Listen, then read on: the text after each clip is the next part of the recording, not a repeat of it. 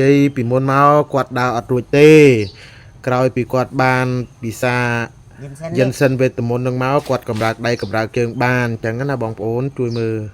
នេះថ្នាំយិនសិននេះក្រោយពីគាត់ផឹកបានមកកំប៉ុងពីរកំប៉ុងមកគាត់រៀងដើរបានទេតាស់ដែរអញ្ចឹងណាចាំមើលខ្ញុំថតសកម្មភាពដែលគាត់ដើរបានឲ្យមើលអញ្ចឹងណានេះលោកយាយនេះកាន់លោកយាយបាទនេះថ្នាំប្រគាត់នេះដែលកំងមកគាត់សាក់លបងមើលឬតា live ក្នុងទូរស័ព្ទ live ក្នុង Facebook ចឹងទៅគាត់ក៏កំងមកផឹកទៅវាបានប្រសិទ្ធភាពហកគេមែនអញ្ចឹងណាក្រោយពីគាត់បានផឹកនឹងមកគាត់ក៏រៀង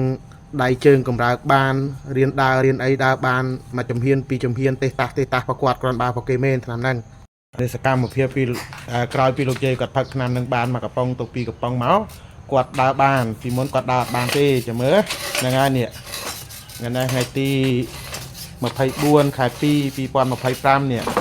ឲ្យគាត់ដើរមើលហ្នឹងហើយនេះសកម្មភាពគាត់ដើរបានបាទ